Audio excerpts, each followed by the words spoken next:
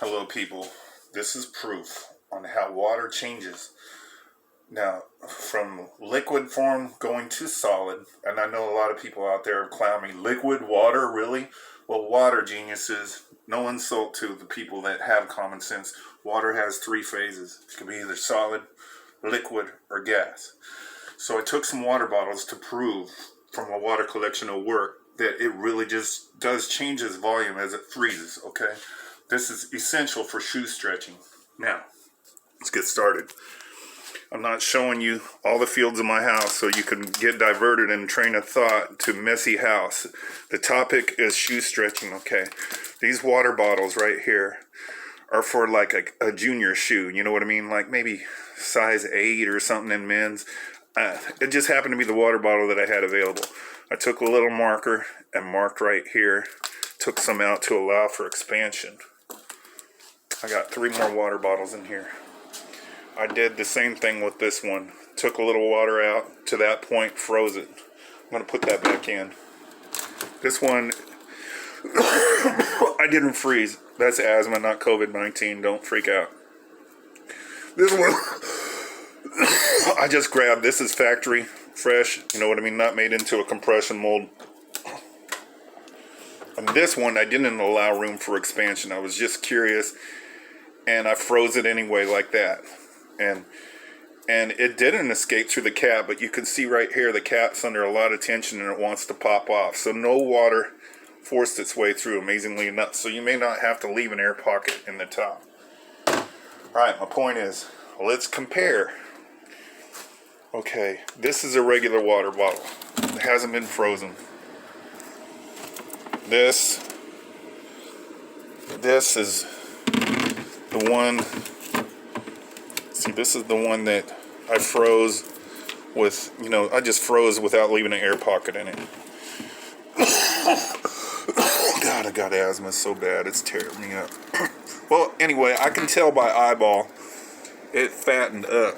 Like a third. This is ridiculous. I always run into this problem. It fattened up everywhere in this bottle. You can see it by eyeball.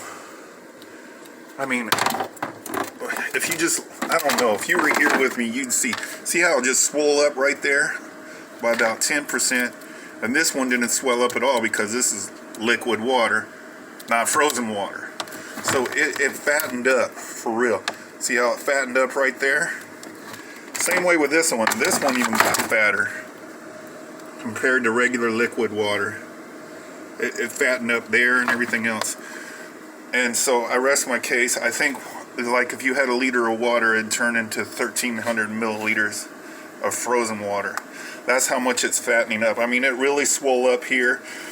And when you're trying to stretch shoes, you're always going to put socks or whatever, wherever it's not reaching. I'll show you the compression mold again. Damn, I gotta go outside because you all be bitching at me. Oh, your kitchen's so messy. Ooh. Let me go out here. I don't even suggest doing the compression. I mean, yeah, you gotta do it to emulate a toe box, you know what I mean? Here's my Honda Civic. Put the phone down. Okay, so I unscrewed the lid with one hand. Here we go. Gonna force some water out. I don't even need to leave much of an air pocket, but the idea is to make a shape of a human foot. I'll put the phone down again. I'm putting the lid on.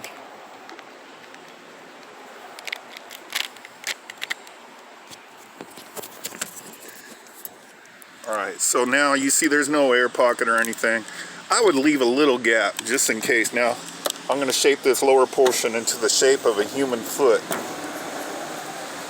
I need a bench or something. So this would stretch out a little girl's shoes or something like that. So I'm going to press this down to imitate a human foot. Now it'll slide in the shoe. So picture this was the toe box, right? This shoe, obviously, it's not going to work because this is size 11. But picture this shoe being like a little girl's shoe or a little dude's shoe.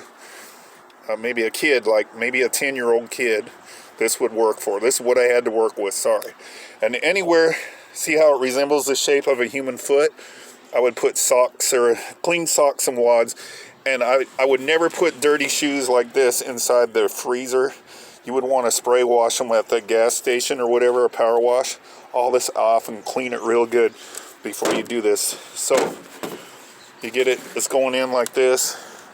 This resembles a fleshly foot. Anywhere where this does not make contact with the shoe, you're going to put rags and so forth. And then after 24 hours, until this turns solid, the liquid water turns frozen solid. And you'll know when you look in it, like say this is in here, you're going to look and see if it's solid or not. And then if it is, then you know it's done. And if you did it right, this whole thing will just swell up like a dead body. And it'll be under so much tension, you think it's going to rip apart. That's all I got to say. This was my most popular video series on YouTube. I think you get the idea now. I hope.